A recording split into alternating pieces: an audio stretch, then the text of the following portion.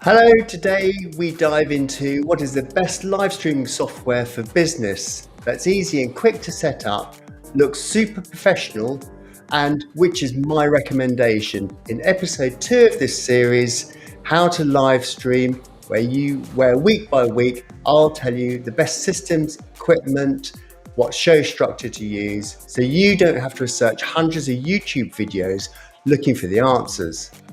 If you're a marketing director in a corporation, run an SME, or an entrepreneur and you want to get followers, fans, and collaborators and clients, stay tuned. So, welcome everyone. Hello, and yes, welcome to the show. This is live where anything can happen, and it probably will, like an Amazon delivery or something like that. If it's anything like your household, it's busy here. So, thank you all for tuning in. So please let me know in the comments where you're from, what industry you're in, and hit me with any questions. So I'm Tim Spiers, content creator and marketeer, and I run Slipstream Creative Agency. I'm here every Tuesday at 12:30 discussing content production, video marketing, and all that cool stuff. So the purpose of this channel is to help you guys create better content and distribute it effectively, creating better businesses for a better world.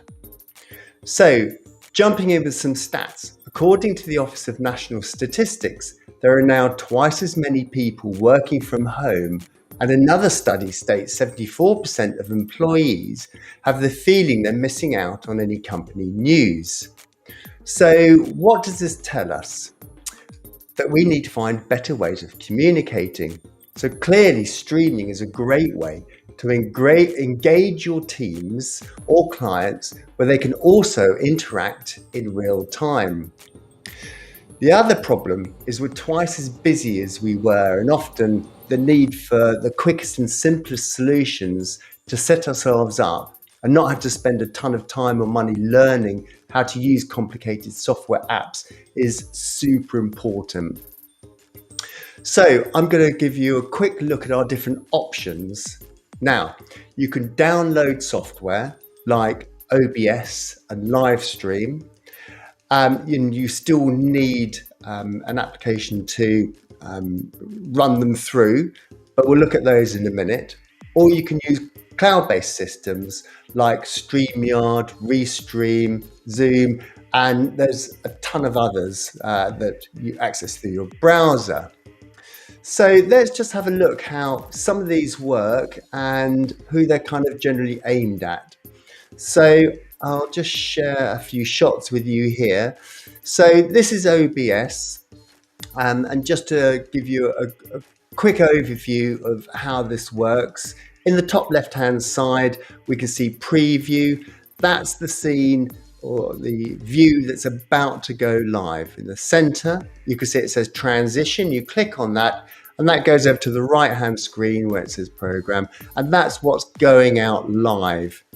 If we look lower down on the left, we can see scenes and then sources.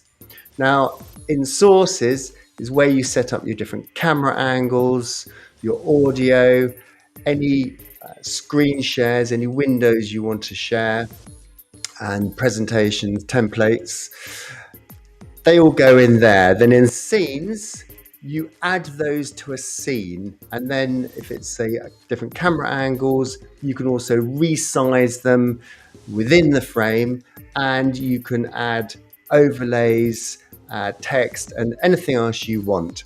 And that's a scene, and then you create multiple scenes.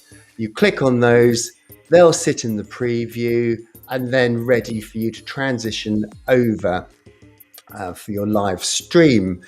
So this is super helpful for people that want a much more professional look, that's going to be much more interactive. It's got a ton of functionality.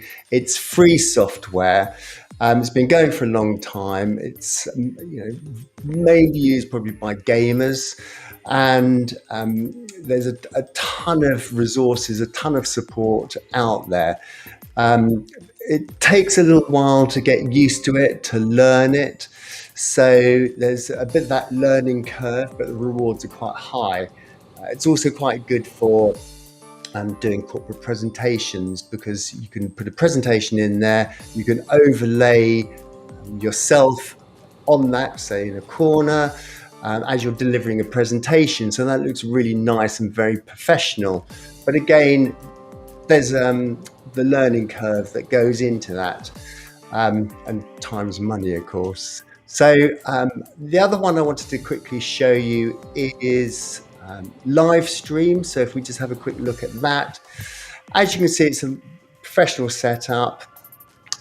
In the same way, in the top windows on the left-hand side, you've got your preview of what's about to go live. And in the right-hand top, you can see what is going live. Along the center, you would have all your different camera angles, and then all the controls lower down. So this is great when you've got large events, or for churches that are live streaming. You've got a lot of control. You can really manage these different camera angles and do much more professional display there. So it is much more expensive. It's not cheap to use. It is very professional. The results are fantastic. So unlike OBS, which is free, with Livestream, there is a considerable cost there. They will do, I think it's a 3-month free trial, so you can try it out, which is great. So next, let's have a look at a couple of online ones that you use for your browser. So if I just look at StreamYard for a second, as you can see, it's quite clean, it's simple to use. You've got your main window there. Lower down, you would have any guests there, and then the different ways you want to view that, and you can choose your color palette, etc. Obviously, it's a little more basic, but it's very easy to use, very simple to get up and running. So next, just want to look at StreamYard, and to all intents and purposes, it's quite similar. It can often be a preference of look and feel and usability. So personally, I'm recommending StreamYard because for me, it's very visual. It's got a really nice user interface. It's got some features and functions that work really well. So if we just look at that for a second. So this is what the interface looks like. And then it's really beautifully laid out. On the left-hand side, you can see you would have your different guests there. You can see I've got 2 different camera angles here. They're grayed out at the minute because they're not live. So you can just select what you want live and what you don't want live. Obviously, this main window in the middle is what is live streaming. Lower down, you can see the little boxes, your different views. And below that are your screen sharing buttons, or whether you actually want to play any live video. On your right hand side at the top, you can see where you have your different channels that you've selected you're going live on. And then on the lower right there, you've got your chat, your captions, and then your graphics. At the moment, I'm just showing you the graphics panel. Quite easy to use. You can insert your logo here. You can put overlays, which this is what I'm using now. This is an overlay. I've just taken a screenshot, and I'm just clicking overlay, and so you can view that. And then you can also play video clips. You'll see just below there. This is where your timer at the beginning will work, and if you've got any pre-recorded video clips like an intro, a stinger, something like that, you can play that from there. And then you can have different backgrounds, and you can just drop your different sized camera angles over that. So this works really well. And in the overlays, you can create a whole ton of different graphics, and you just click these plus buttons and they will just add them into that panel, ready for you to click on or click off, as I've just done there. So you can just take that to one side. So really simple to use, very quick to get up and running with. So some real advantages with Restream are there's a free version. The things you don't get with a free version are you're not running 1080p, so it's only at 720, so your quality is going to be a bit lower. You've got their branding on it rather than your logo, and you can only go to 4 channels as opposed to 30 channels, which you can stream to 30 channels simultaneously at the same time. With the paid version, you can also go to Facebook pages rather than just your private page. You can go to other pages, and you can go to multiple pages at the same time. So for a small monthly cost or a discounted annual fee, you get your 1080p, your logo, and so it's a much more professional look. And for me, I think having that higher quality is definitely worth it. But you can just use the free package. It'll, for the user, look great and professional, and you've got those built-in graphics already there anyway. And it's a really quick way to just get up and running and streaming. So I think when you start and you're just experimenting, it's ideal and perfect to use. The other thing I like is you can set up an event. So this was, the stream was set up as an event. You can drop in an image. So I've used my YouTube thumbnail that I'd pre-created. I can drop that in, and my description, the title, put the channels I'm streaming to, the date it's going to go live, and I can set that up way in advance, weeks in advance, and Restream will post that for you, so it'll already do that bit of marketing, advertising that you are going live and when you're going live. So I think that's a fantastic advantage there, and I really like that that tool. It's fantastic.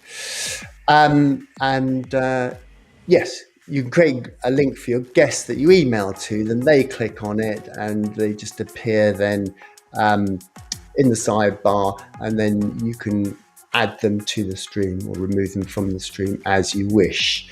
And you can have multiple users doing that. So that's my tip. That's the way to just get up and running very quickly. It's very fast just to sign up, drop your email in, and you're done. My only other tips on going live here is to just test your connection beforehand. Do a speed test. So you want to be looking at 10 megabytes and above, which most connections will do. You can do this through Wi-Fi. My advice also is to just connect to your router with an Ethernet cable, just to guarantee the stability. Not essential, but certainly my preference. And always do a run of show. So you could use a live Google document and just put down your description, your guest links, and where you're going to stream, the timings, and what any questions are you going to have for guests, or points you want to talk about with your teams, or whatever the purpose is of your stream. And then you can share that document with your guests. So if they've got a talking point here, they can know exactly what's happening, when it's happening. And so you're just planning in advance your stream, so you're never stuck thinking, what do I do next? What's happening next? So I think super important. So that's it, guys. That's just a short intro how to get up and running and go live in the fastest and simplest way. So join me next week, Tuesday at 12:30. We'll be looking at cameras to be able to get a more professional look. But if you need us to come in and set up the whole system for you, or run the live stream remotely for you, just DM me and we can have a chat about how that can work. So thank you for joining me. And if you found this content useful, please subscribe or follow my channel, and we'll see you in the next one.